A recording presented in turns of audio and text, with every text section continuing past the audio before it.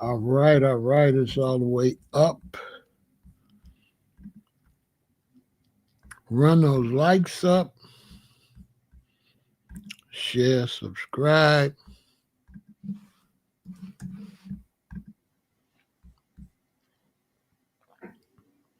All that good stuff.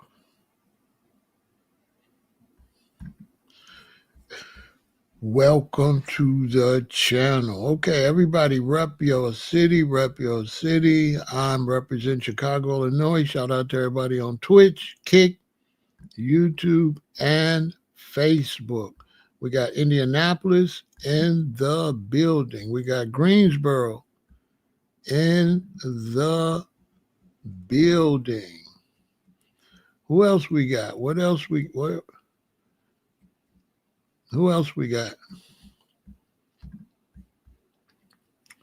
Rep your city, represent your city. I'm doing a little historical conversations, things I talked about in my other live streams. I want to specifically talk about them and title them so people can specifically find them. We got Vernon, Texas in the building. We got Orlando, Florida in the building.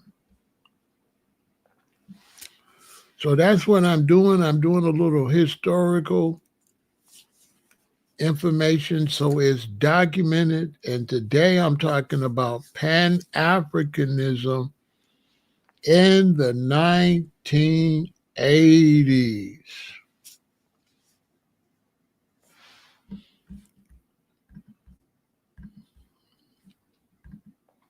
In the 1980s. Because that needs to be documented, how that all took place, so that foundational Black Americans will know how we even got into that space. And for other Pan-Africans that's trolling FBA, they need to know the facts about Pan-Africanism. I think where they was telling me, a brother said Pan-Africanism does not mean you have to move to Africa. That is 1,000,000,000% incorrect. One of the main principles of Pan-Africanism is repatriation. Repatriation, meaning to go to Africa. So anyone you've seen that says Pan-Africanism does not include moving to Africa just shows you that some of these scholars and people you got out here don't know what they are talking about. Pan-Africanism is based on repatriation.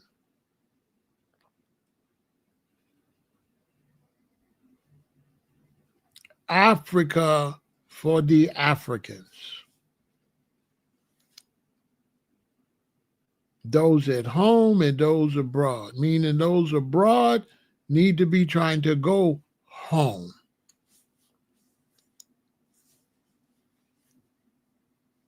The teachings go like this: repatriation, rehabilitation, because you don't need to go until you are rehabilitated. So the three principles is rehabilitation, repatriation, and reparations. Those are the three principles associated with true Pan-Africanism. Rehabilitation, repatriation, and reparations. Okay? If you don't know that, you should do the baby, and you don't know much, do the baby. You should Google Gaga, you're the baby. You know? See, y'all, principles didn't get passed down correctly. Knowledge didn't get passed down. So as we start going into the later, they watered down the concepts. All right?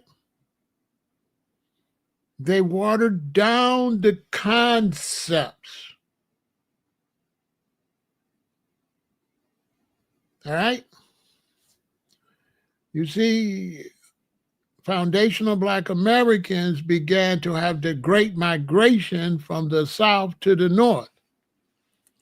Once they had the great migration and made it to the North, they began to have babies, the baby boomers.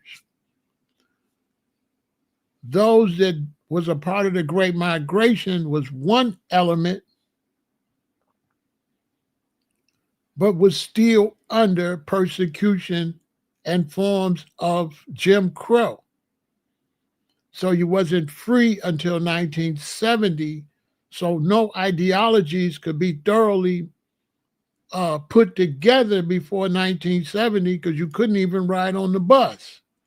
So after the Rosa Parks situation and after all of the fight, then when you get to 1970s, now you can get some money. So once we get to 1970 and they dealing with the equal rights and they got rid of all the Jim Crow stuff, now you could be a postman. Now you could drive the bus. Now you can get some money. And now you're having babies. Now you're from the South and you migrated to the North, or you're still in the South. So your ideologies are limited. So my parents' ideologies were limited because they come from Decatur, Alabama, and Birmingham, Alabama. I am first generation knowledge and consciousness. Before me, there was nothing but equal rights and self-defense. So you're looking at ground zero. You are looking at the first new mind of foundational Black Americans. Are you paying attention? Now you're going to say, how you going to say you was the first new mind? I'm the generation of the first new minds of foundational Black. I'm ground zero of everything y'all standing on. How can I say that? Because during the Great Migration, when Blacks came to the North, right?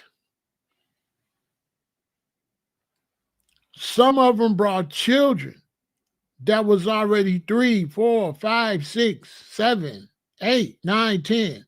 And those children were already born in the old way. So if you're a kid and you're 4 years old and you come here from Birmingham or from Mississippi, you have to adapt to Chicago. You have to adapt to Detroit. Me, I'm first generation born here, no adaptation. I didn't have to adapt.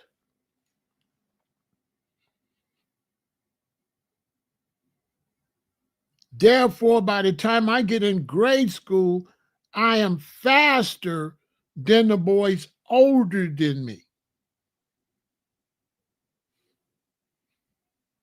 So by the time I get in 7th grade and I'm selling little stuff, I'm in the 7th grade, I'm serving 9th graders, 10th graders, 11th graders. They slower than me because they're from Mississippi and Alabama and they are adapting. I'm a spaceman. I'm born in the metropolitan Chicago. That's all I know. I'm the original Chi-Town baby. So I'm faster than the boys older than me. And so if I'm in the 6th grade, I'm not dressing like 7th graders and 8th graders and 9th graders. I'm dressing like 11th graders and 12th graders. I'm dressing like the big boy. I skip all of them. So this is the new mindset. Okay? All of those Black Panthers and stuff like that, they were slower than me. They came here from the South. So they were slower than me. I'm telling you the facts. I'm not saying nothing. This is the facts. That there was difference between a boy that grew up here from 5 years old and somebody born here. Because the person that come up here, they're have to adapt and change. When I'm born into it. This is just what it is. There is no, I don't have to waste no years for adaptation.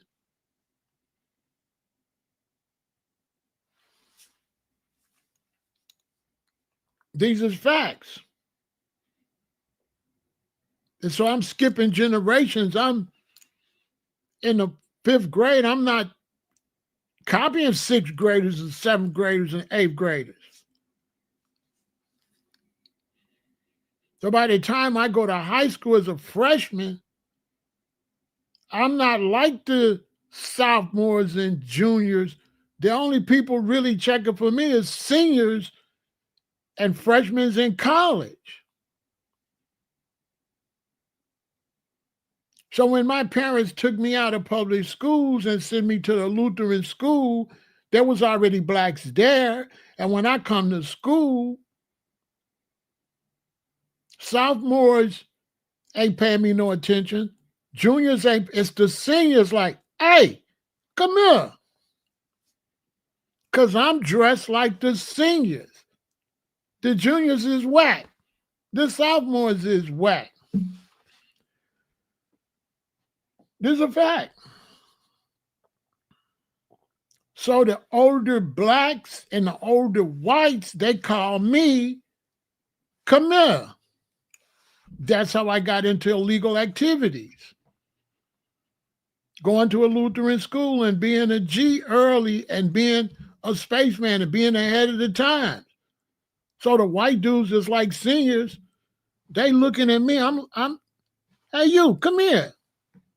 Get in the car, man. Come on, let's go. They find me interesting.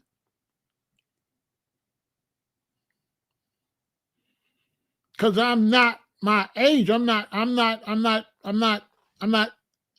advanced than the sophomores and the juniors. They came from the South. I'm born in Chicago, 1958, Michael Reese Hospital. If you don't know, you better ask somebody. What has all that got to do with anything? That carries on as I get older and I get into Pan-Africanism, Kemet, and all that. So when I'm going to these Black conscious events, the older dudes is lame unless they're a certain age.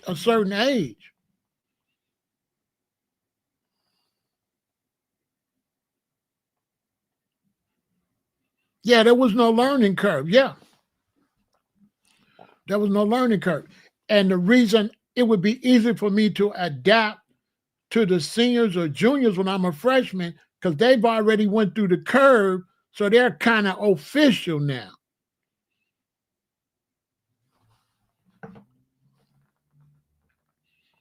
So by the time I'm a freshman, I'm shooting dice with dudes. I'm shooting dice with 19-year-olds, 20-year-olds, 18 years olds. I'm like 14, 15. I'm in the dice game with them. I got on tailor-made suits like them. I'm dressed like Harold Vassal. I'm dressed like Peter Rabbit. I'm dressed, I'm walking down the street and the boys a year or two older than me, it's like, Mike, meet me around the corner. And I meet them around the corner. They say, hey, I want to get this and that. I had to meet me around my mama see me with you. She gonna want to know what you doing with that little boy. You know what you doing with Mike, right? Because he 2-3 years older than me. If his mama see me get in the car, she gonna want to know what you doing with him. But I'm serving dude. He not serving me. He looking at my clothes. He looking at my money. He buying product from me. So when I started getting into the black consciousness, it was the same way. I was more advanced than some of them Kemetic or Hebrew or Pan-African brothers. They was a little slow.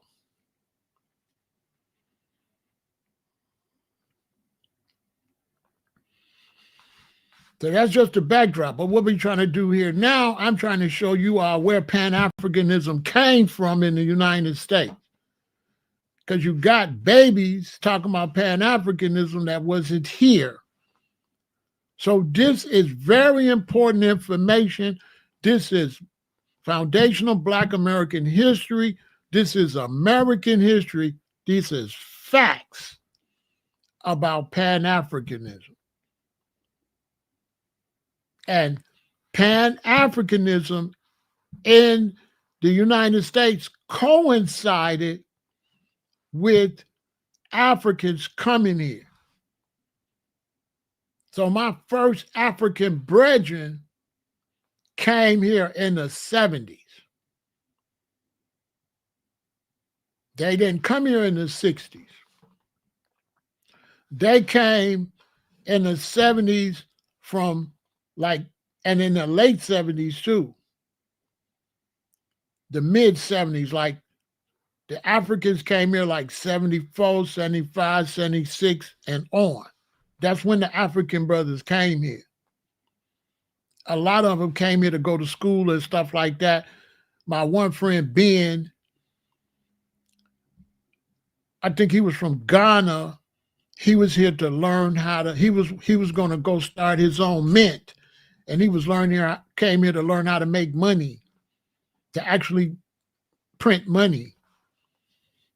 And so my first experience with brothers and stuff from Africa, I was only 18 years old. And I had OG African homies. That's why I'm cool with the Africans. That's why when you see me with FBA, you don't see me hating on the Africans. Because lineage ain't got nothing to do with hate. You know what I'm saying? So you never gonna see me get into the beef between, the beefing they be doing. You ain't gonna see me doing that. I can say though, with the beefing between the Africans and the FBA, the Africans are most at fault. That's all the Africans' fault. That's not foundational Americans' fault. Why would I say that? Because the Africans are supposed to be the big homies. They're supposed to be discouraging us from being separatists. So when you hear people tell foundational Black Americans that we should make peace with the Africans, they got it backwards. The Africans are the ones supposed to make the peace. It's a billion of them. So they the big homies in terms of numbers. They're supposed to be the ones to make sure it ain't no beef. Not the 50 million, the billion. The Nigerian brothers supposed to be the one come with love and bring something to the table to us. We ain't supposed to be, so the Nigerian brothers with all that Akata and all that, they bogus. They bogus. They supposed to be the big homies.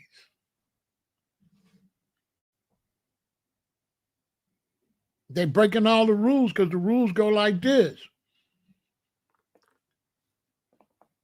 Whatever land you go into, the melanated people in that land is the host that's supposed to make sure you are all right. So if you come here and you melanated from the Caribbean or from Africa or something, it's my job to make sure you're all right. How can I make sure you're all right when you're a hater, you don't mess with me, you're a separatist? I can't even look out for you. If I go to Africa, if I go to Nigeria, they supposed to look out for me. They the host. If I go to Jamaica, you're supposed to be the host. You're supposed to make sure that brothers that come there from other places taken care of. Y'all breaking all the rules. Whoever been in the land the longest is responsible for showing hospitality to the other melanated people when they come. That's how it's supposed to go.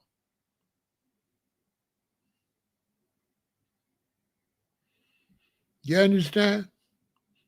Ain't supposed to be no negativity, period. As a visitor, you're supposed to behave yourself.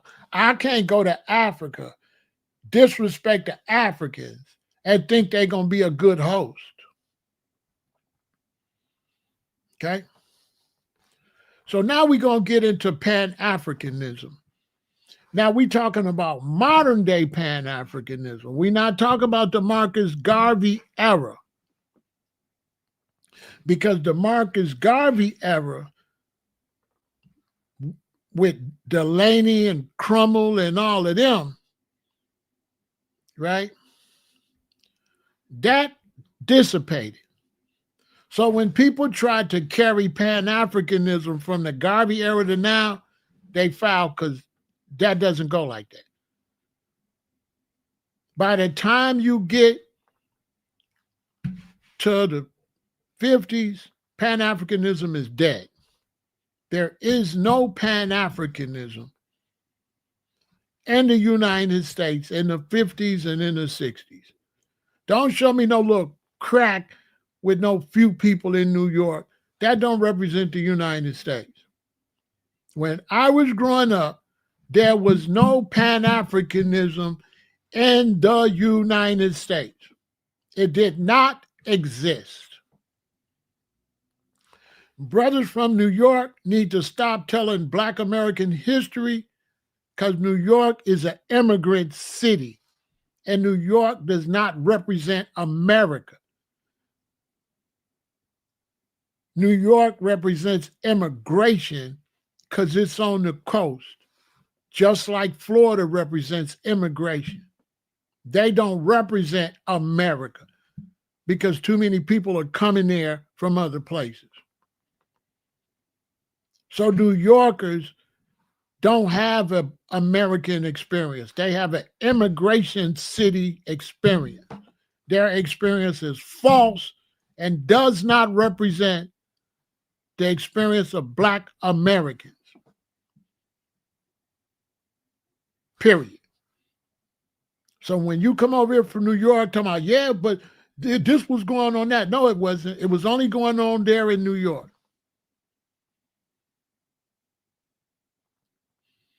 It was only going on there in New York.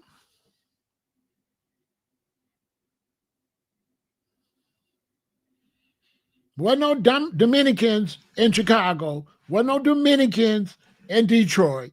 Ain't no Dominicans in St. Louis. Ain't no Dominicans in Birmingham and Jackson, Mississippi. There was no Dominicans. There was only Dominicans in New York. As a matter of fact, when I went to New York, like 2007, I thought those was Mexicans or Puerto Ricans. They're like, no, them Dominicans. I had never seen a Dominican. So I asked the brother, what's you, a Mexican? At that time, we was doing the 420 thing. We had green on, and we got approached by the what they call Trinitarians or to something, and they wear green. They're a gang, Trinitarios or something like that in New York that wear green. They want to know why we got green on.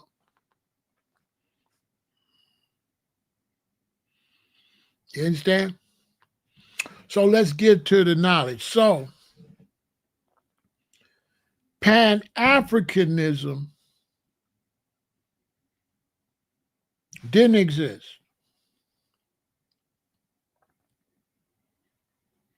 The first little signs of it was towards the end of 1976, 1977.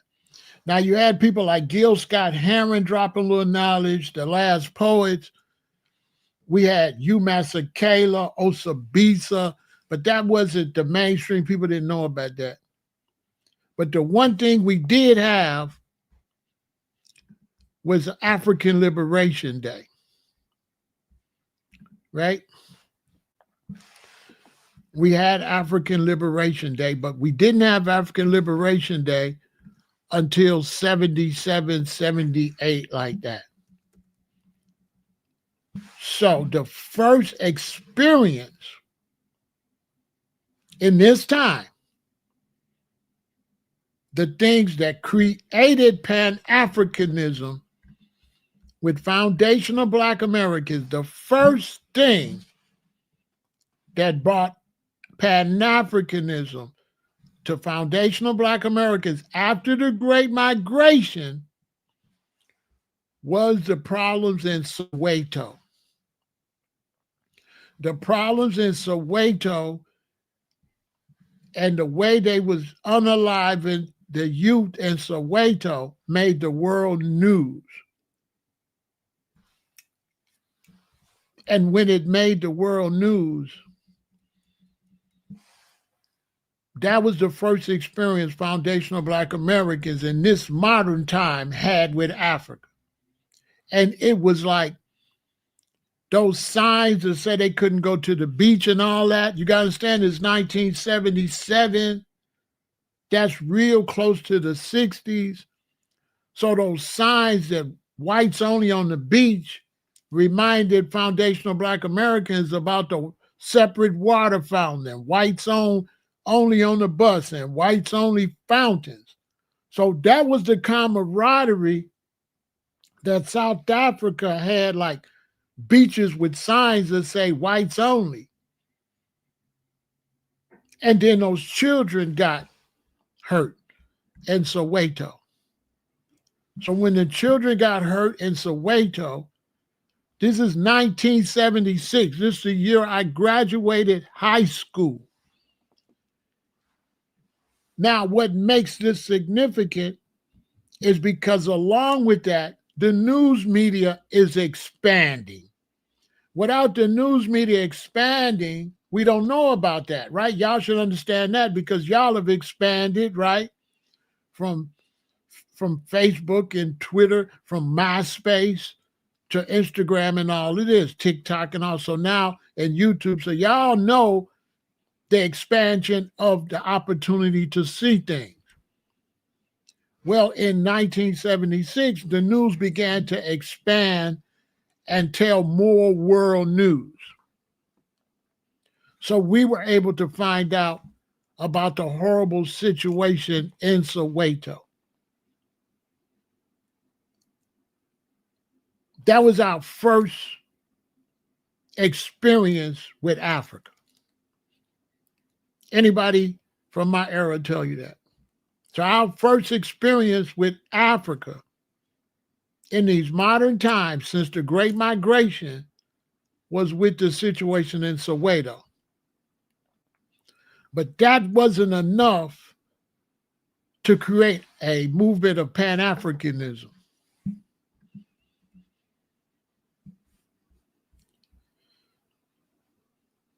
But it began to grow because out of that experience came Winnie Mandela. And Winnie Mandela from 1976 and 1977, between 97 and 80, between 1977, between 77 and 87, Winnie Mandela became a superstar in those 10 years. But in 77, in this picture here, she was not really known. This is when they banned her and they banished her. So that didn't really connect foundational Black Americans to Africa, but it was like our first experience feeling sorry for them, right? So you say, well, what connected foundational Black Americans to Africa? Like I said, my parents come from Birmingham. They used to listen to the radio a lot, and everybody didn't have a TV. So when my mother lived, her stepfather had a TV. And like on Saturdays, all the children had to come to his house to watch cartoons or watch the cowboy shows in the morning, the Lone Ranger and stuff like that. When my parents came up here, we had a black and white TV. And I remember one day my daddy bought a color TV. I probably was 5 years old. It was probably like 1963. And we had got a color TV. So you know how primitive stuff was. Because people mostly listened to the radio. TV was still primitive. So by the time you get to 1977, that was the first solid connection to Africa. Now, if you go to the movies is like an hour, 2 hour movie, 2 hours and 2.5 hours, 3 hours, some movies. So you can get some information in the movies, but with a series, if a series run for 10 days, that's 10 hours. Sometimes it's more than that because the episode might be an hour and a half, might be 2 hours, depending on the network. So they might run it for 2 hours. That means 5 days. That's 10 hours. So the first connection, the first solid connection to foundational Black Americans to Africa was after I graduated high school. I was working at a book factory in 1977. And that connection, and this is the first spark towards Pan-Africanism in the United States. This is a fact. And that was Roots.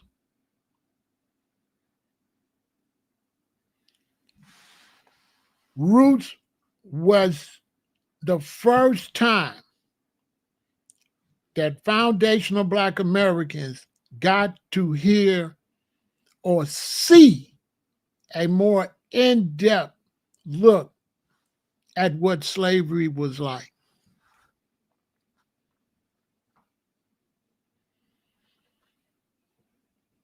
And people was pissed.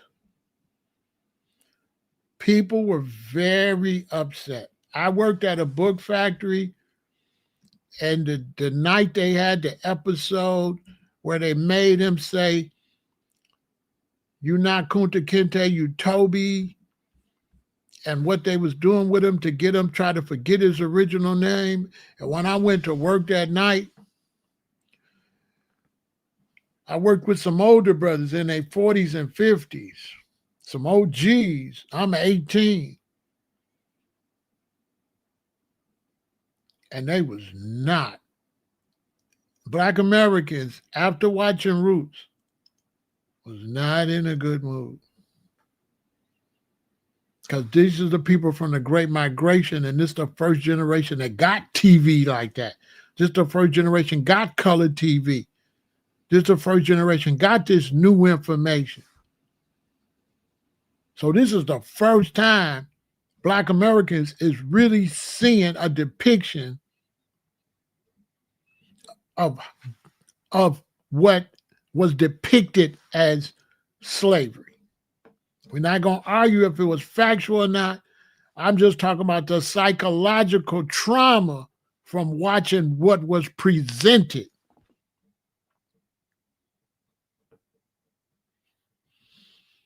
It was bad. It was horrible. And that was the first connection to Africa.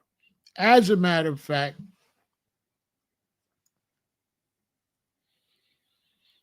after watching Roots, I went and got the Yellow Pages, the phone book, and I looked up because I seen an episode where they had on this bracelet with the African cowrie shells on it. So I got in the phone book and called the African shop. And I asked the lady, do she have, it's called a drummer's bracelet. And she said, yeah. I was driving at that time, so I drove to her shop and I synced all the drummers. I was so excited to get me a drummer's bracelet and identify with Africa. And so after I got the drummer's bracelet, I looked behind her and she had a big map of Africa. I'm like 18, 19. I'm 19. So I say to her, I say, can I ask you something? She said, yeah. I said, how do I find out where I'm from in Africa? And she says, honey, you could be from wherever you want to be in Africa. It was an African lady. Now, this is deep. So I'm looking at the map. I don't know nothing about Africa because when we went to school, we only had social studies and geography. We didn't have history in grade school. You had geography to show you where everything is at, but it didn't talk about what was there. So I'm looking at the map. I don't know nothing about Africa. I'm reading all the names of the countries. And after about a minute and a half, 2 minutes, I looked at her, I said, I'm from Egypt. Now let that sink in. I'm 19 years old. My parents from Alabama. This is a whole new world. We don't know nothing about Africa. I don't know no history of Africa. All I know is I seen roots and I seen the drummer's bracelet and I wanted one. And she said I could be from wherever I want to be. Now you ask me, you answer this. Why did I look up there and say I'm from Egypt? Because I have DNA from Egypt. They told Sun Ra that 80% of Black Americans over here got Egyptian blood. Now, I also got blood. I'm also Sioux because my mother's grandmother is Sioux. But that's not what I want to talk about. But I'm showing you how roots started to plant a Pan-African or interest in Africa in my mind. So when you look at Pan-Africanism in America, this is how it started in these modern times. It didn't start with Marcus Garvey. That was already dead and gone. The Marcus Garvey movement never carried on to my generation. It did not. And we're going to get to that. So roots sparked everything, and already checking out what happened in Soweto, South Africa, that just added to it. But that was still not enough to kick off Pan-Africanism. Now, at that same time, for some of the older people, they were having African Liberation Day. This is an African Liberation Day right here in 1977. I'm 19 years old, right? So for some of the older people, they were seeing some African Liberation Day. But what really solidified Pan-Africanism in the United States and what solidified Pan-Africanism in the United States was 1978 when reggae took over. Now, this album came out in 1979, but it was reggae that built this modern day Pan-African movement was built from reggae. Reggae began to get big. Here in Chicago, we used to listen to Tom Joyner, the Fly Jock. And I remember driving to the record store because you see I was buying a bunch of albums. All this is, the Ohio Players, Ozzy Brothers, stuff like that, rock and roll stuff. So I'm driving to get some albums. I'm listening to Tom Joyner, and he plays this Bob Marley album. I never heard of Bob Marley, but boy, did it sound good. So when I got to the record store, I said, let me get that Bob Marley.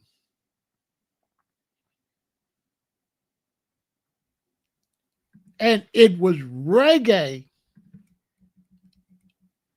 that built the Pan-African movement in the United States. Behind Soweto and Roots. But it was solidified with reggae. This is our facts. It was not solidified with Marcus Garvey because it was reggae that told us about Marcus Garvey. It was Burning Spear that came out 1980. And what was his song? No one remembers. Oh, Marcus Garvey. No one remembers. Oh, Marcus Garvey. No one remembers. No one. That was our first time really hearing who is Marcus Garvey. Why would Burning Spear, a Jamaican reggae artist, say no one remembers Marcus Garvey? Because Marcus Garvey had been erased. Nobody was talking about Marcus Garvey. All the talk you hear about Marcus Garvey came from reggae.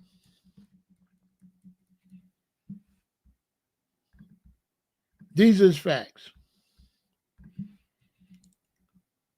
Reggae built Pan-Africanism in the Caribbean, in the U.S., and in Africa, and in Europe, and in Canada. Reggae. Reggae built all that. And it was the reggae albums that began to talk about what? Winnie Mandela. Winnie Mandela. So even though we heard about Soweto, we didn't know nothing about Winnie Mandela or Nelson Mandela. That was taught with reggae. And the reggae music, there's got to be at least 15 to 20 songs about Winnie Mandela. This is all facts.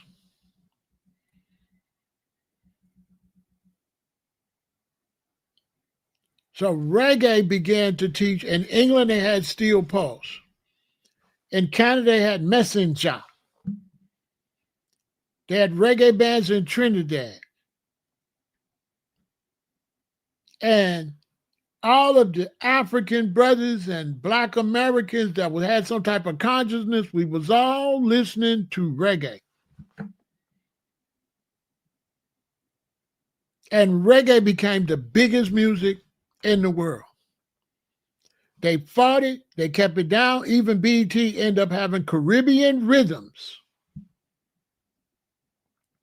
You began to see reggae videos on BET. This is all facts.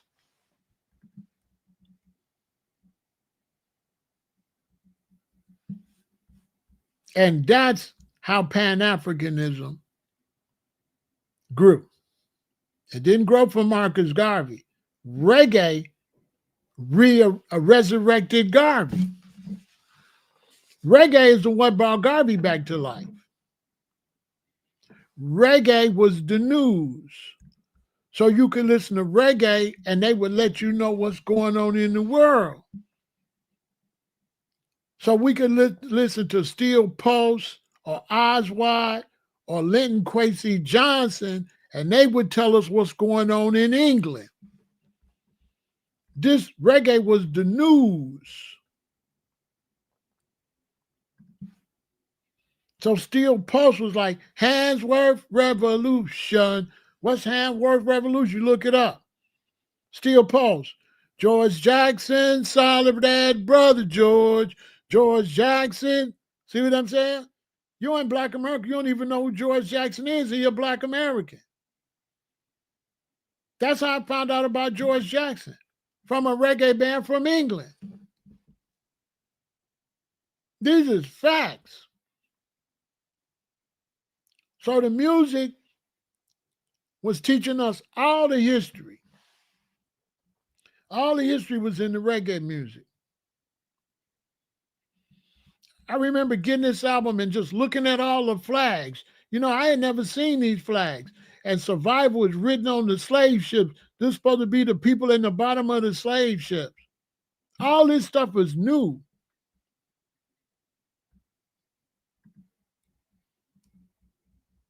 All this stuff is new about Haile Selassie and the war against Italy. All that. We like, wow, it's a Black King of Kings? Are you serious?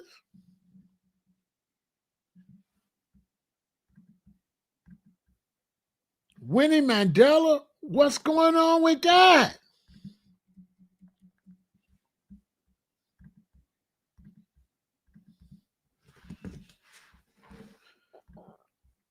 So we find out, wait a minute, it's a Black King of Kings? I remember the first time some Jamaicans told me about that. And I was flat. I was like, what? And it was like, yeah, this is the King of Kings. And I'm like, what? Why ain't tell me about this? Why I don't know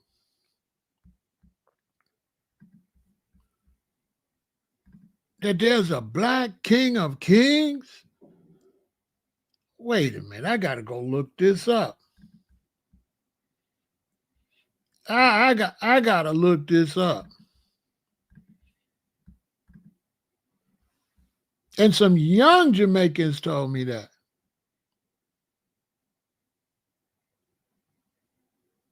Some young Jamaicans. They was in high school.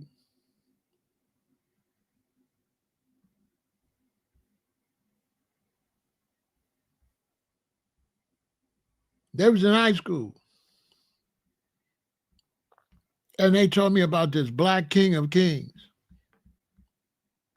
And I said, wait a minute. And I went and looked it up. And then I seen this black brother right here. I said, that's the King of Kings? And I see this black brother with all these people. And I'm like, well, some pictures, why they lightening his skin? Why they not showing his afro? Oh, they doing camera tricks. You know, they did camera tricks with Haile Selassie, lighting him up. Look at that Haile Selassie. And go look at other pictures, how light they got him. On this picture, he do not look like he looked on the rest of the pictures. You could tell that's a black man. And so I'm looking at this, I'm like, this the King of Kings, the conquering lion of the tribe of Judah? Like the saying in the Bible? This is a direct descendant of King Solomon? Wait a minute.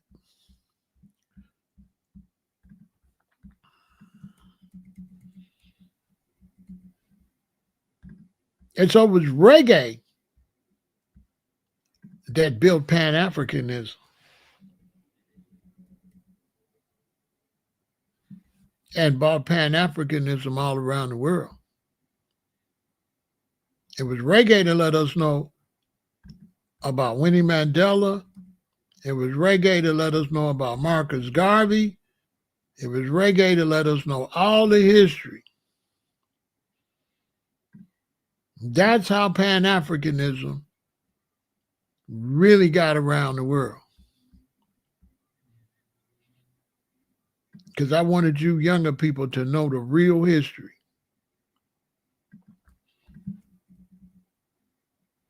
That's how Pan-Africanism got around the world. It was sparked by what's going on in Soweto.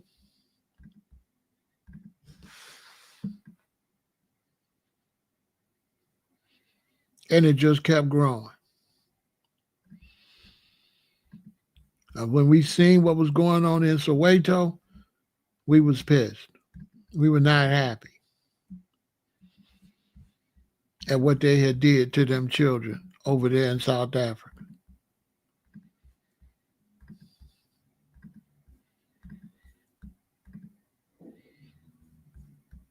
And we checking out what's going on with Winnie Mandela and Soweto. Well, not really Windy, but we know what's going on in Soweto.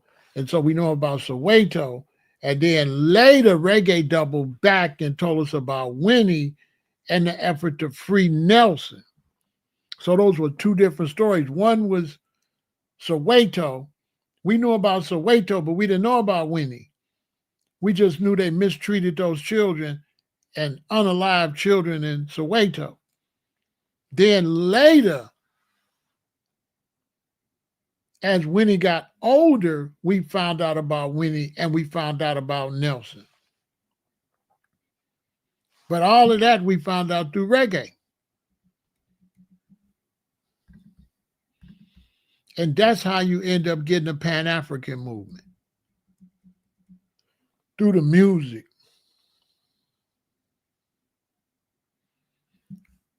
The music created that.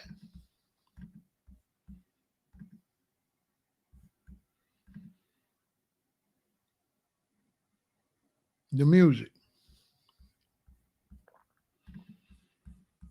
So when I first experienced all of that,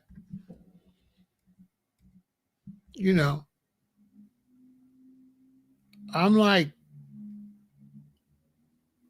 in 1958, so 78, I'm 20. So I'm like 21, 22, 21.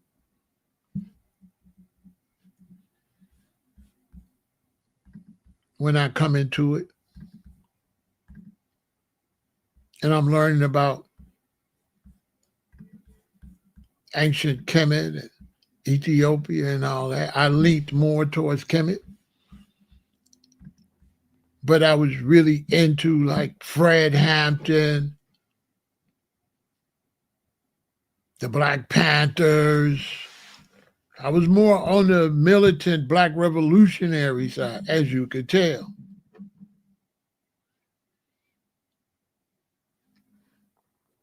This is me in 1981.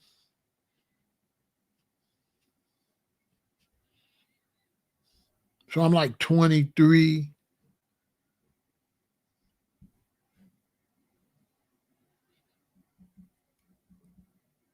A young revolutionary. At that time, Foundational Black Americans didn't have no dreadlocks. So it was very few of us. There was so few Foundational Black Americans that had dreadlocks that anytime I went to a city and they see me with dreadlocks, they would take me to the other one. So when we got to LA, they say, "Oh, y'all need to go meet OG." So that's how it was to have dreadlocks back in the 80s, early 80s, mid 80s. Because anytime people seen you, they would take you to the other person that got them. That's how small of a group we were. But the whole community knew about these brothers with this strange hair. So anywhere you went back then, there was so few of us that we was automatically linked up. Automatically. So when we got to LA, everybody told us, y'all need to go see King OG. So we went and seen OG, this OG right here. And he's a foundational Black American ex-football player, a comedic roster, just like us. And we was comedic rosters from Chicago, and we get to LA, and imagine being taken to some comedic rosters in LA. This is all done through the Most High, if you believe in that. What's the odds that some comedic rosters from Chicago gonna go to LA and people gonna take us to comedic rosters in LA?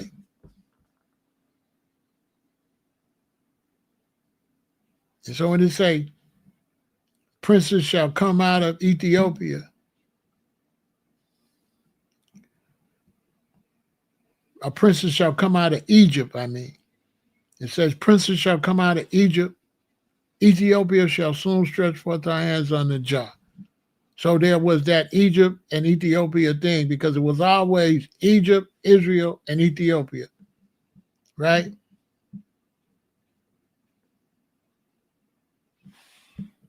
You understand?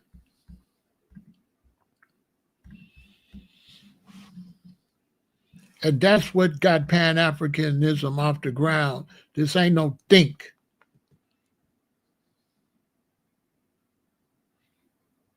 This is not no think. This is a fact.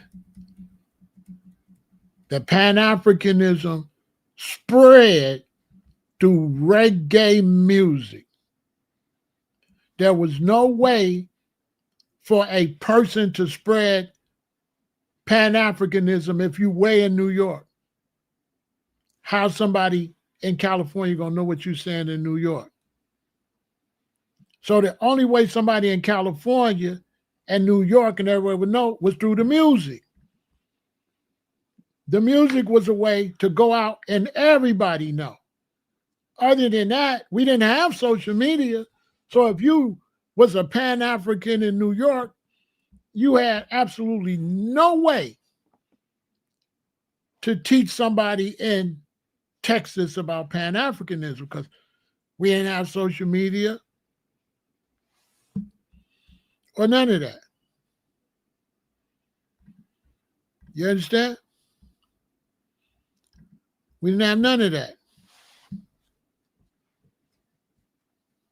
Yeah, OG's still here. We didn't have any of that.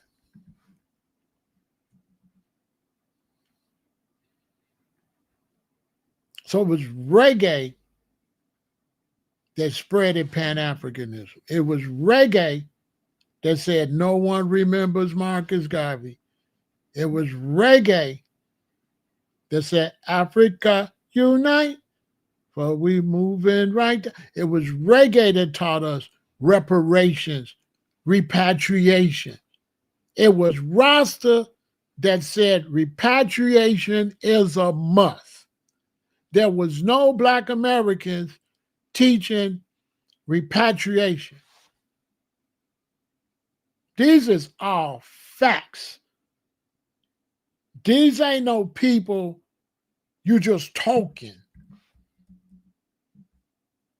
This is coming from me. This is somebody was in it. Okay? This is somebody that was in it. This ain't nobody talking, typing, don't know what you're talking about. Unless you can show me yourself outside across this country like me. I was in New York. I was in LA. Okay? Unless you was outside and you can show me proof you was outside when I was outside, I can't listen to you. Yeah, I can't listen to you. because I can't verify what you're saying.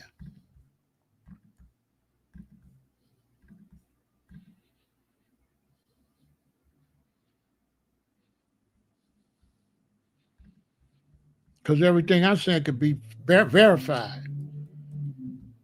I'm really him. I ain't talking about no make-believe. This is coming from somebody that was there.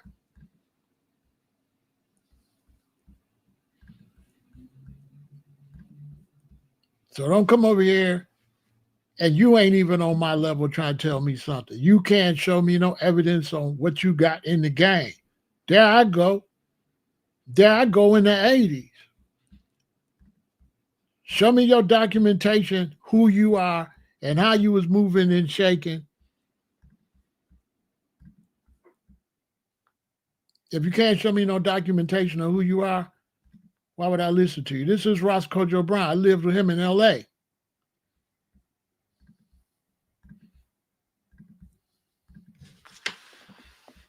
This is real documentation.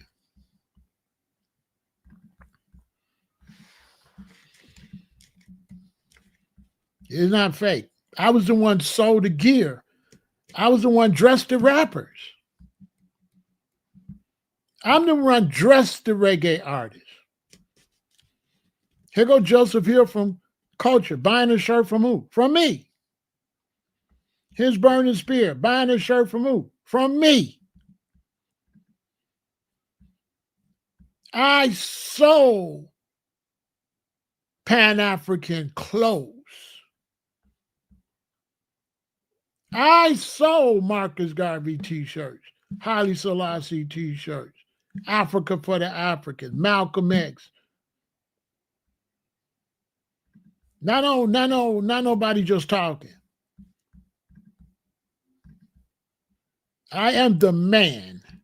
And I don't say that to brag, but you all need to know. So you know who you're listening to. There go Family Man, the bass player from the Wailers. I have to show the documentation so you don't think I'm talking. I'm not just talking. Okay? These is facts. I'm walking history. These are all facts. This is not make-believe or nothing like that. These are facts.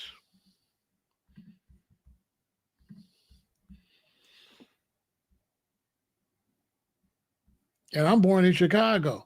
How many of y'all born in America got this type of background? There goes an autographed picture to me from Sister Carol. You see it says to Ramesses right there. See what about it? To Ramesses from Sister Carol. And I'm born in Chicago. I'm not from Jamaica.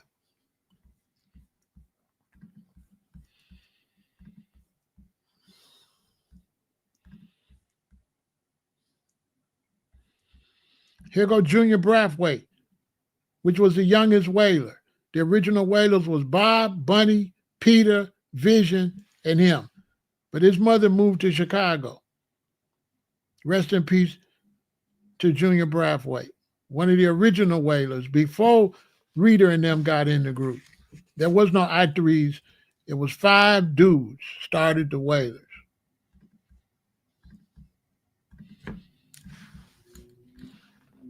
Okay?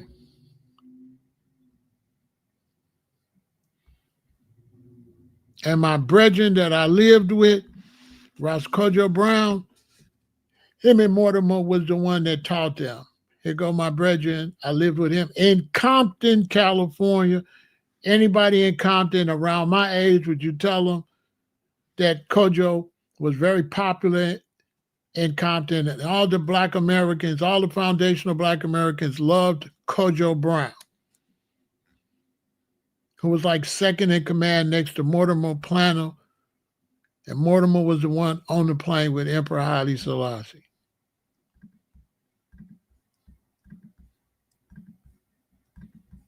So this is the real history of Pan-Africanism. This is how Pan-Africanism spread. That's me taking a picture of Oswald all the way from England. They was in LA. Spreading the message in Europe. Them and Steel Pulse.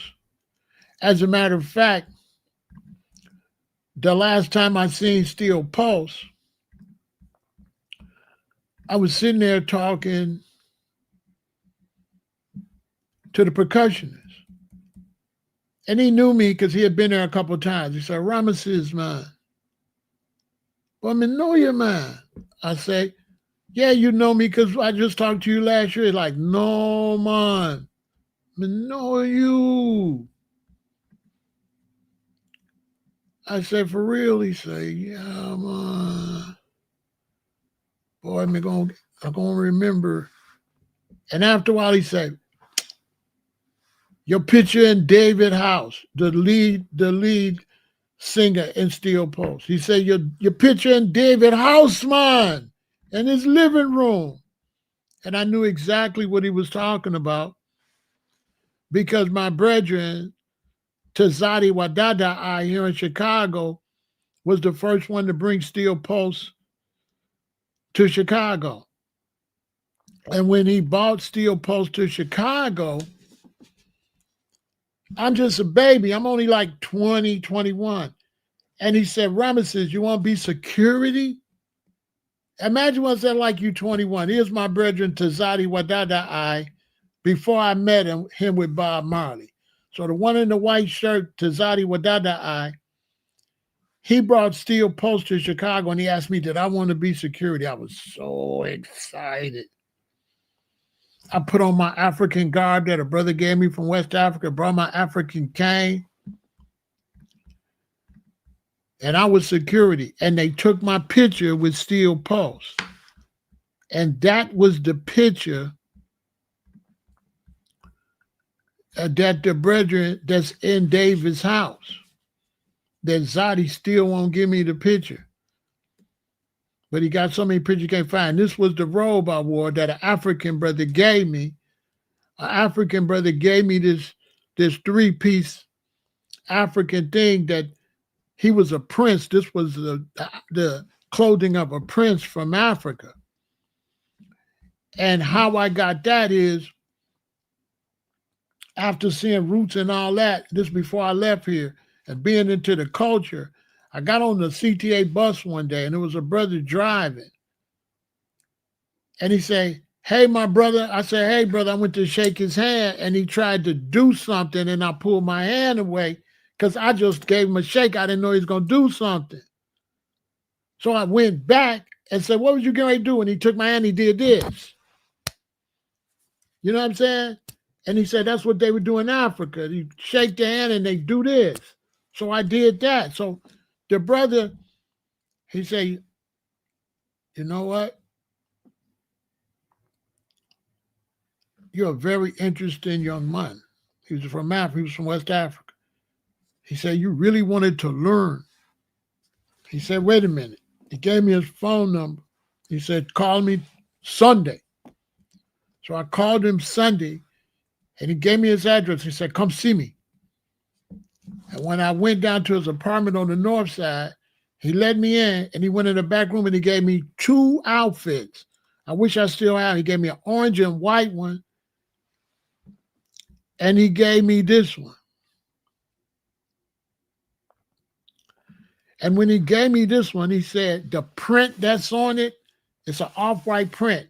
He said, if I go to his country and they see me in this, they're going to immediately grab me and take me to his father, who was the king, who was the chief. He said, because that print, only the prince got this. And he said, if you wear this to my country, they're going to take you to my father. And my father going to ask you, where'd you get it? And when you tell my father you got it from me in Chicago, my father is going to treat you like a king and you going to give you everything. You will be treated just like me. You will be like a prince. And I wasn't number like 20, 21, walking around here with dreadlocks. Nobody knew what dreadlocks was. I took a lot of abuse. A lot of people, how do I say this? A lot of people got the bad end of the stick playing with me because I got dreads, because I was kind of like not really conscious before I was conscious. I was Stu Gambling, Taylor Made Suits, Stacey Adams, Shooting Dice. So I really wasn't nobody to really play with. So when I started dealing with consciousness and dudes would see the outfits in the hair and play with me, my vibration was like, before I changed, you wouldn't play with me, punk, You know what I'm saying? It's like, you're going to let these hair and this outfit, you're going to let this, you got me effed up, basically. So a lot of dudes got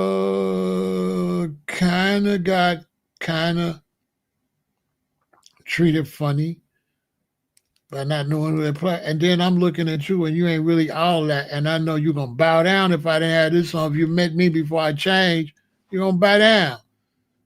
So you let the outfit get you messed up. So it was a lot of issues. A lot of brothers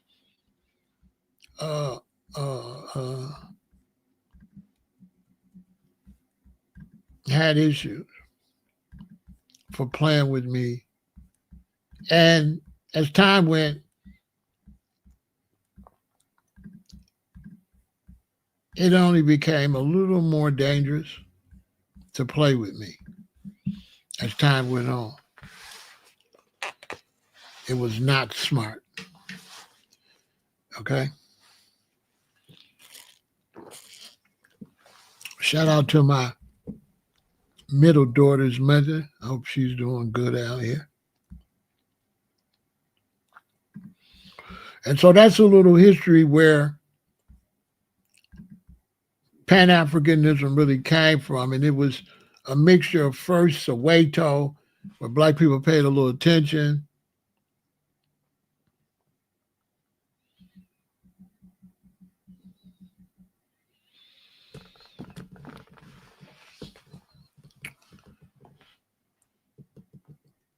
And it ended up basically being reggae, being the ultimate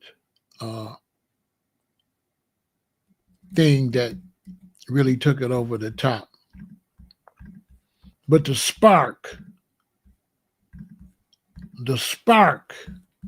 of it all was Roots. Roots was the spark.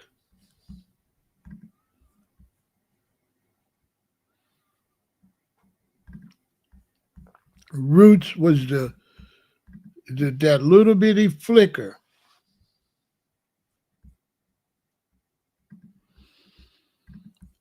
The first flicker that foundational Black Americans got in modern times. The first time they was made aware of what possibly happened from Africa all the way to here, because it also showed them capturing them in Africa, was Roots.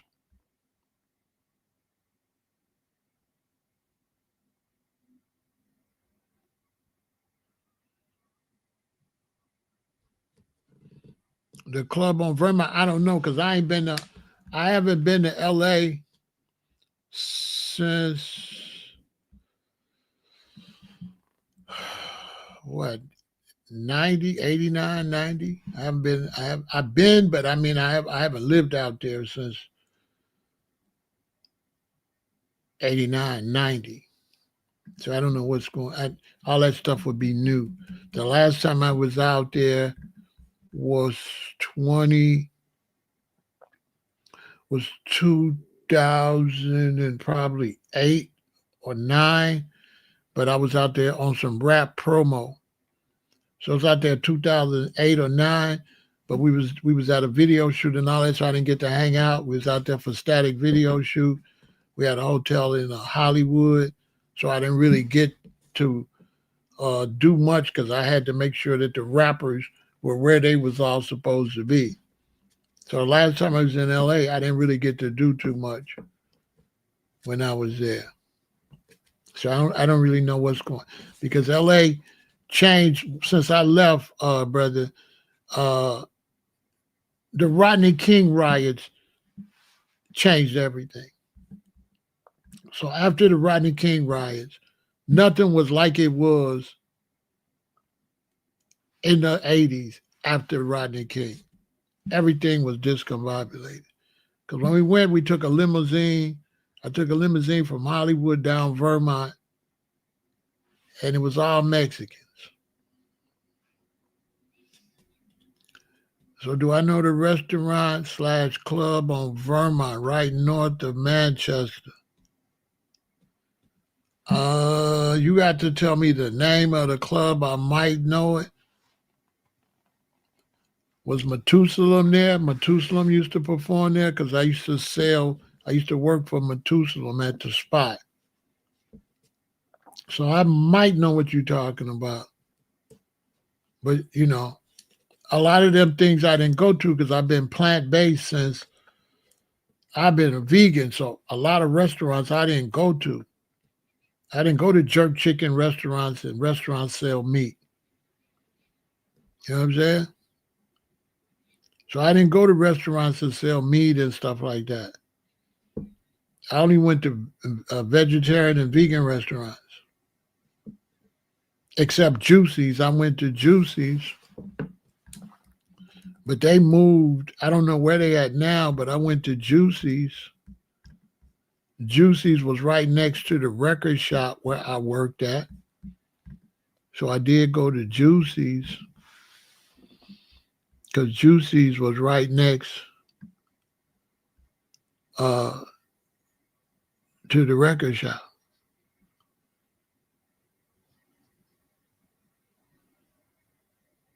Let me see. I took a picture of Mikey Dread at Juicy's. Where's that photo of Mikey Dread? Mikey Dread at the control. And that was right next to the record shop where I worked at. Juicy's. So he had an iTop plate. I would get that. And the record store is right behind him on the next, right next to this. Shout out to Mikey Dread. And I worked at the record store there. Right next to him. You know, rest in peace to Dennis Brown. That's me, because the baby started crying, so I kneeled down. I do got pictures standing up too. I kneeled down because I was trying to, you know, get the young Rasta baby to, you know, I thought I might have to get him, kind of help him out. Much respect to Lester Pharaoh to my right. He just dropped some new music. Go check out Lester Pharaoh.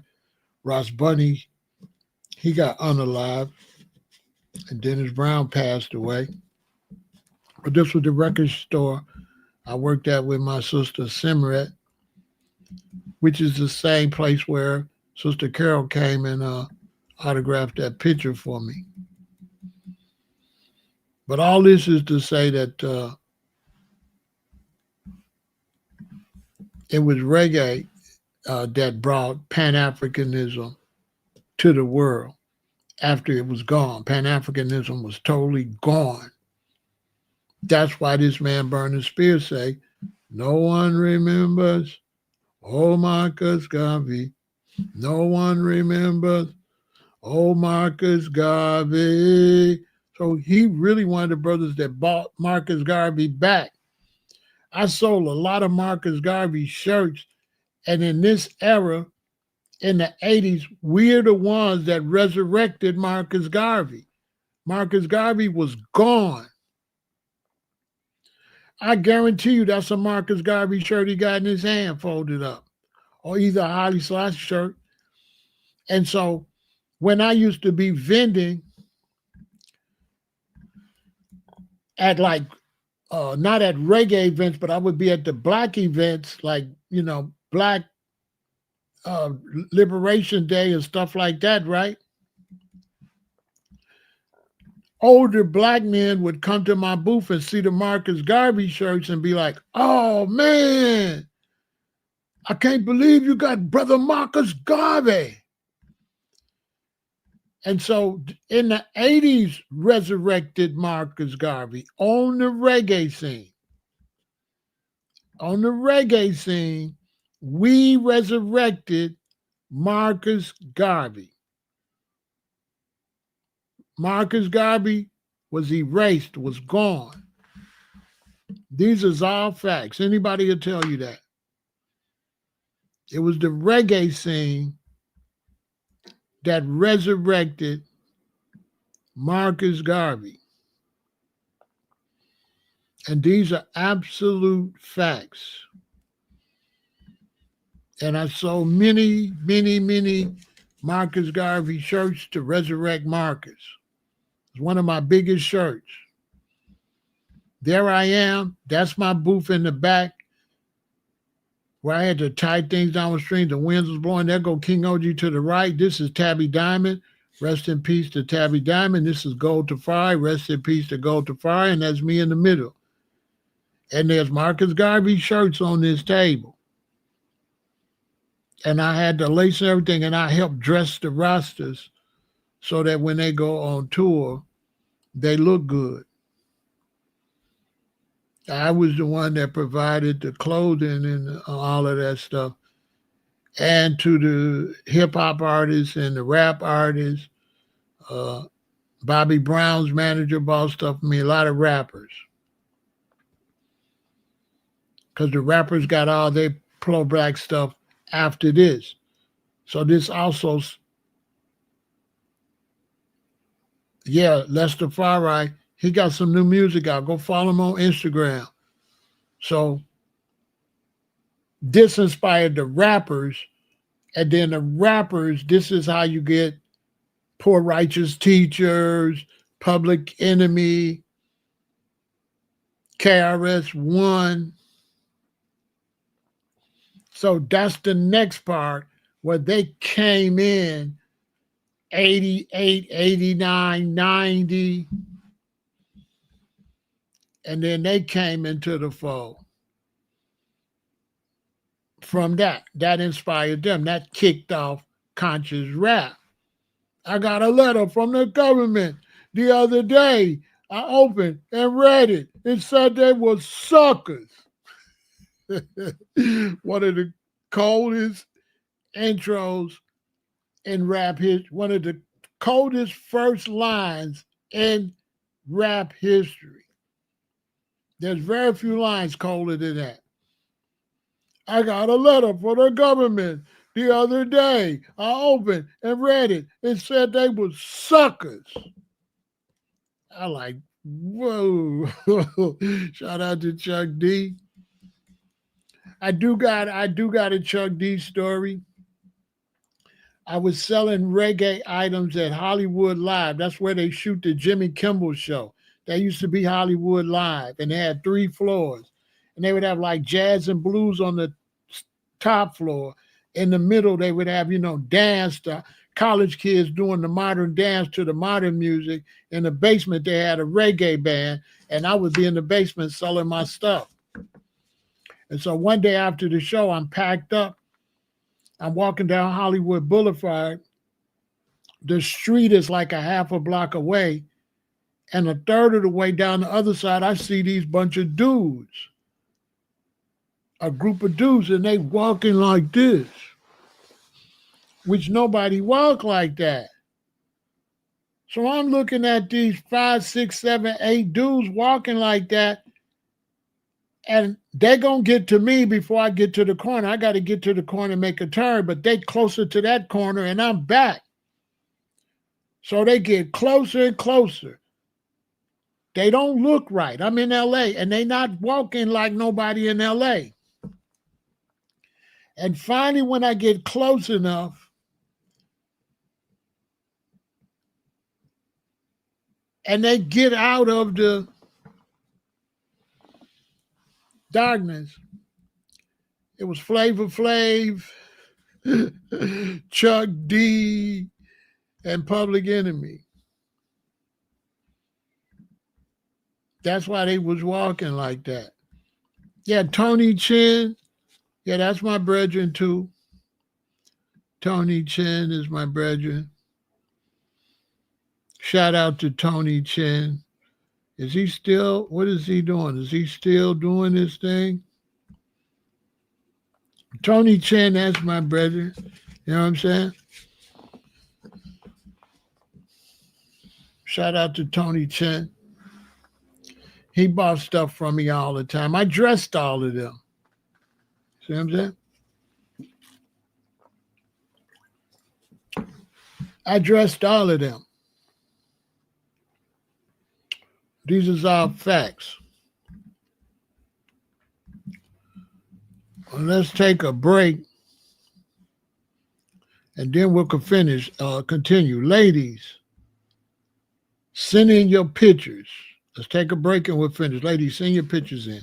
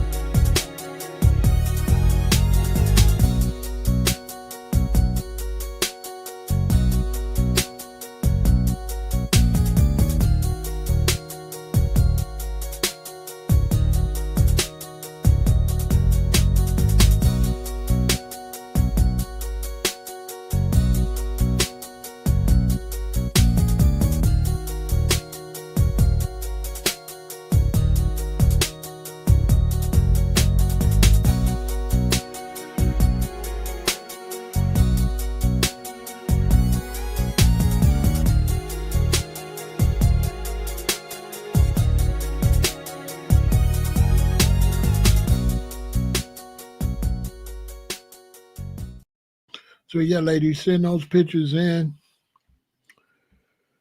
You beautiful ladies, so I can add you to that. We want to have some female energy over here. We don't want it to be too top heavy with male energy. Rest in peace to my brethren Roscoe Brown. Rest in peace to Joseph Hill. Rest in peace to Mikey Dredd.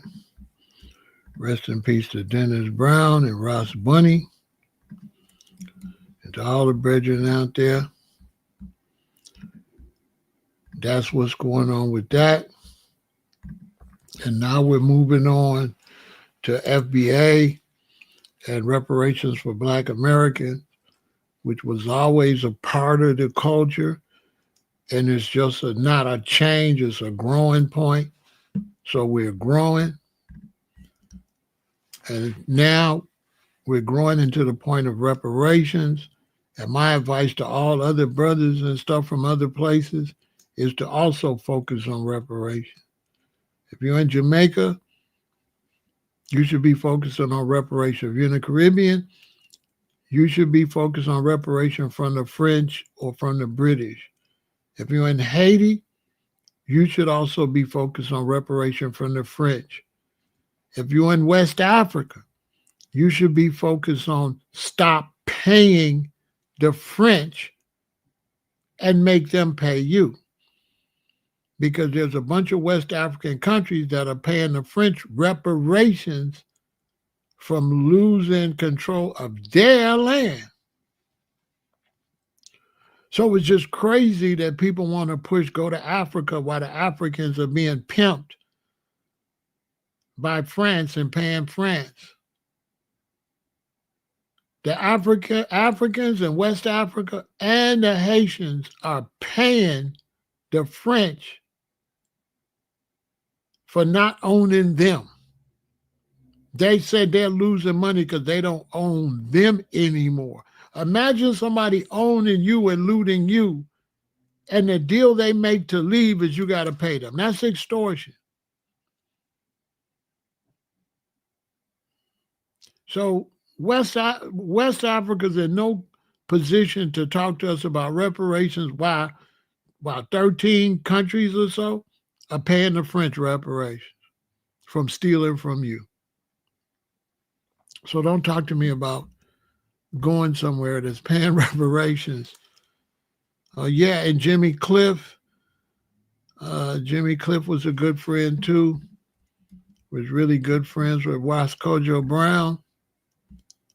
And rest in peace to Jimmy Cliff. I don't really know him, but I used to have to answer the phone for Ross Kojo when he lived in Compton, and his phone calls would be taken next door. This is Ross Kojo. And when I would go to answer the phone, it would be Peter Taj, it would be Jimmy Cliff, it would be all these Michael Rose, it would be all these big reggae stars. And I'm just a young foundational Black American Rasta going to answer the phone for this elder, but I didn't realize he was really the man. But his children, his sons would always tell me. Sons would always tell me, my daddy know everybody. Yeah. My daddy in this movie, my daddy in that movie.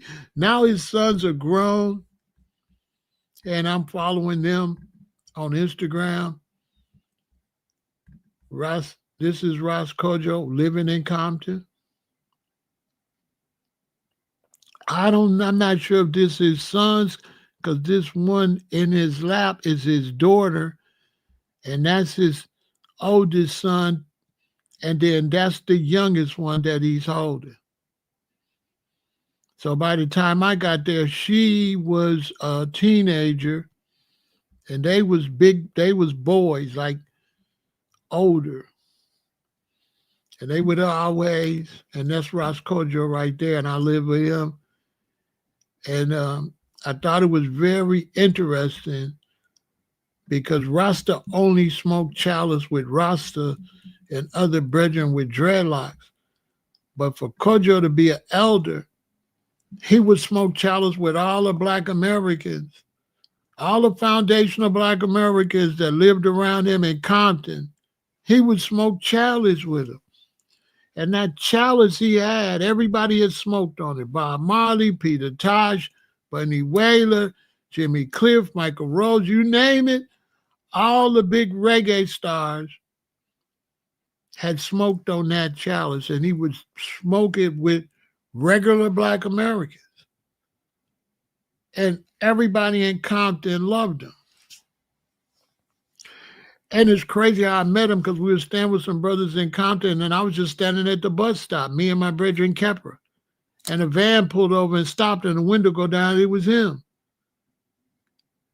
But then when he drove off, he only pulled 2 houses down and parked, and that was his driveway. And he walked over and said, "Man, come." So this is how the Most High worked. We had a bus stop 2 houses down from where he lived. And this is the man in the reggae songs where Black Heroes say, "And Ayabingi Kojo is coming over the hill." That Kojo. So he began to take us in and teach us all of the history. Because him and Mortimer end up flying around on the plane with Emperor Haile Selassie. And that's how Kojo ended up in England. And he told me that Jimi Hendrix was getting ready to start growing dreadlocks and be a Rasta before he was unalived, I believe. But yeah, he told me Jimi Hendrix was going Rasta, getting ready to dread out his hair. And if you look at the later picture of Jimi Hendrix, you can see that his perm was napping up. And Jimi Hendrix had a conga player that was a Rasta man. One day I need to just come and talk about everything Ras Kojo was teaching me. So I'm young. I'm like 21. You know? And all of this is falling in my lap. And I got no control of it. And I'm really like in a special like position, like anointed position that I don't got nothing to do with. Just imagine being a young foundational Black American that grows some dreadlocks, represent Egypt. And because I was a musician, I end up meeting a Rasta that wanted me to come and teach his brothers music.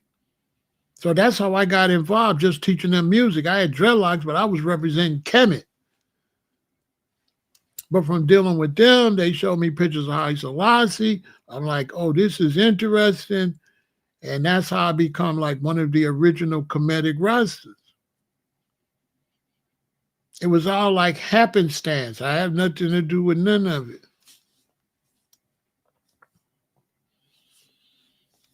But that's the truth about Pan-Africanism. Pan-Africanism didn't exist. It was over with. I put in work in Chicago and LA, lots of it, and San Diego and San Francisco, because I was going up and down LA. I was making my money up and down LA. The reason I was making thousands of dollars in LA, because reggae artists would come and they'd be performing in San Diego, San Juan Capistrano, LA, Oakland, Ventura. So Steel Pulse might be in Ventura, Burning Spear might be in San Diego, Black Uhuru might be in LA. So I have to catch Black Uhuru and then try to decide, do I go to the Steel Pulse show or do I go to this show? Because they would just go up and down LA, up and down California.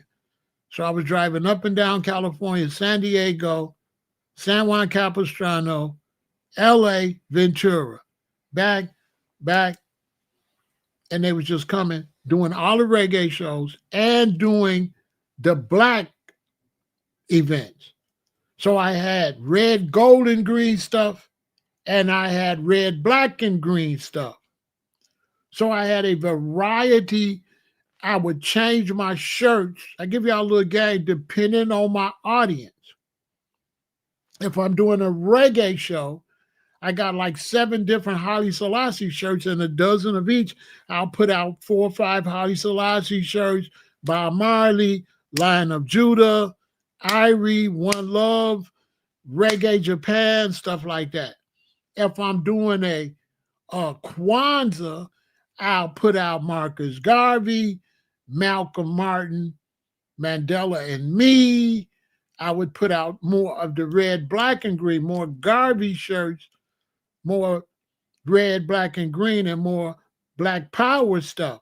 So I changed up my booth depending on the audience. I didn't try to sell the same thing to every audience. I had the red, black, and green. I had the red, gold, and green. And depending on the audience would determine how I set my booth up. And the interesting thing about it is that's how I know about Garvey, because I'm one of the people that brought Garvey back, because many brothers 50 and 60 years old would come to my booth and say, "Is that Marcus Garvey? Man, I ain't seen no t-shirt of Marcus Garvey." And I got like 8, 7, anywhere from 4 to 8 shirts of Marcus Garvey. This is at the black type events, which are different than the reggae events. So at the black events, the more Black American, Pan-African type events, I would put out 5 or 6 Marcus Garvey shirts and maybe 2 Haile Selassie shirts or 3. At the more reggae events, I put out 6 or 7 Haile Selassie shirts and maybe 2 Garvey shirts. So I would change it up. And I sold a lot of older Black men were buying Marcus Garvey shirts because nobody had remembered Garvey. So they was very excited to see Marcus Garvey shirts. I'm one of the people that put Marcus Garvey back on the map. That is an absolute fact. Shout out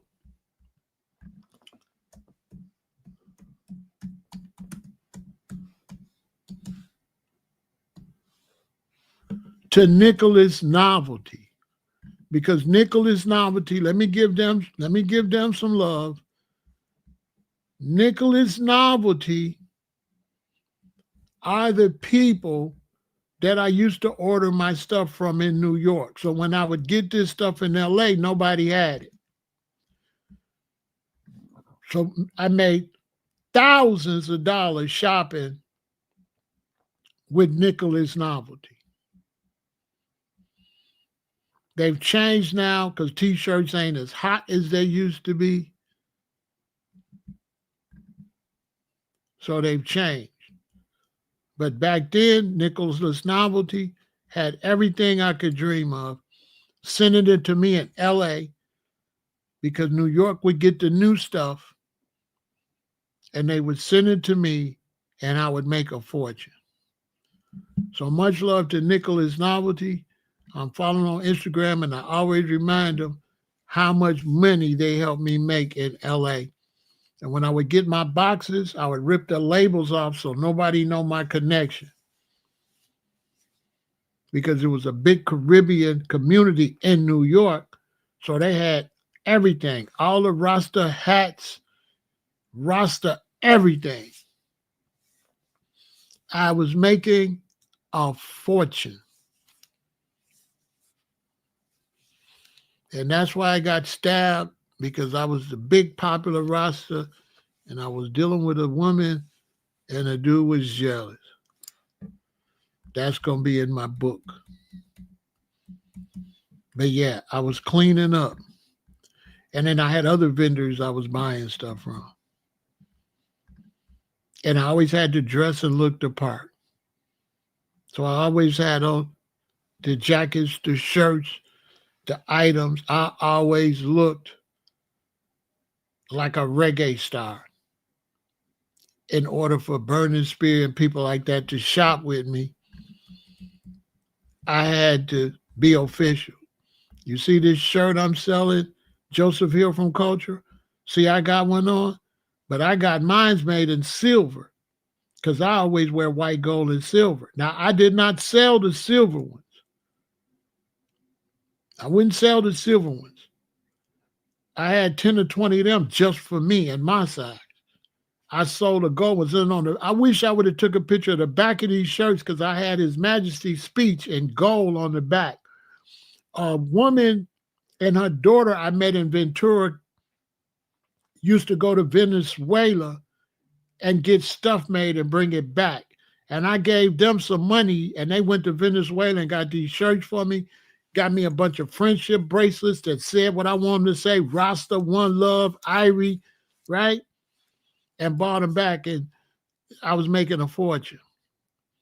I forgot their names, but much respect for them. They helped me make a whole lot of money. Okay? So that's it for that. I hope y'all enjoyed that conversation and learned something about Pan-Africanism. It was reggae that brought that back. It was reggae that really brought back the knowledge of Marcus Garvey.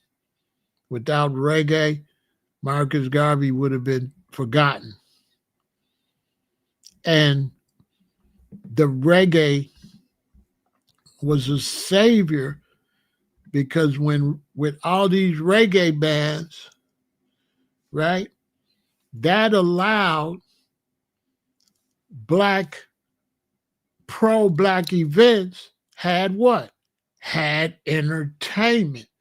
So this is how we made a lot of money as reggae bands, because we performing at Kwanzaa, we performing at Black Liberation Day, we performing at all the pro-black events, right? So that's why reggae was so big, because we provided the performance for all of the events, because I'm also a recording artist. And so reggae was super valuable to the community because we provided the music that fit the event. If you're having an event, you want the music to be something that matches the event. And we had the music to match the event. I don't even remember what I sold them for. There I am playing the bass guitar right there at an event for a commercial for this reggae band. So reggae is one of the greatest things ever happened in America because it provided a positive type music for all of our events when we had events. And when we had events, now we had the music to fit the event. So reggae was like the cornerstone for everything. There I am playing my Steinberger. You see the hat I got on? I sold those leather hats too. Got those custom made from Lion of Judah in New York. They are closed, been closed for years. I would measure brothers' heads and get them custom crowns made. If you want a blue one, any design you want, I would get the leather crowns made for the brothers. And I was one of the best reggae bass players in the world, really. Because I was one of the few bass players that could play with no rehearsal. As a matter of fact, I got this job with no rehearsal. The brother in the light orange shirt was the leader of this band. He came to me. He was looking for somebody to play bass. His bass player couldn't show up, and he had to do this show in Ventura because it was for a commercial. So he's looking for a bass player. And he like, the show is tomorrow. And they like, Ramesses could do it. He like, no, man. I said, man, Ramesses could play the show. So the brother came to me and said, Ramesses, I can do the show tomorrow with no rehearsal? I said, yeah. He said, man, listen, man, are you serious? I said, man, I could do the show. I don't need no rehearsal. I ain't even got to be done heard the song. He said, "I sure?" I said, "Yeah, man." He said, he wasn't sure, but he was in the tight. So the next day I showed up there in Ventura, and before the show, he said, "You sure, man?" He kept saying. I said, "Listen, man, y'all get up there and just play. Don't worry about me." The drummer, 1, 2, ink. ink, ink, ink, ink. Don't worry about the bass. Just get up there.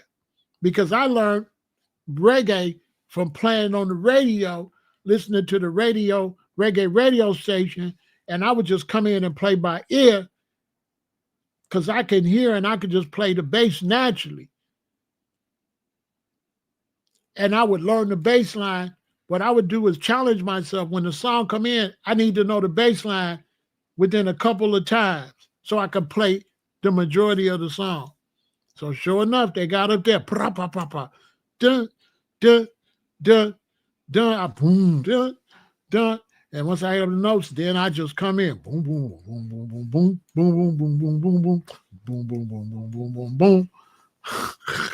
I did the whole show, breaking the neck. So when the show was over, he said, Ramesses, man, I'm not lie. He said, some of them bass lines was better than the original ones. I said, I told you I could do it. But they don't know. I went to Vandercook College of Music, where you have to learn how to play everything. And I was just a natural bass player, even though trumpet is my major and I could play keyboard, but bass, I'm just a natural. And I haven't played the bass since the late 80s. And I can pick up a bass right now and do a show. The only thing is my fingers is too soft. That's the only reason I can't do a show all night, because you got to toughen up your fingers or they're going to get sore. But if my fingers was tougher, I could play right now. So that's the information on that. Y'all stay positive, and we're going to keep pushing for reparations, no matter what. And sisters, send in those beautiful pictures so I can add you to the video. Much love to all the queens that sent their pictures in. Deuces.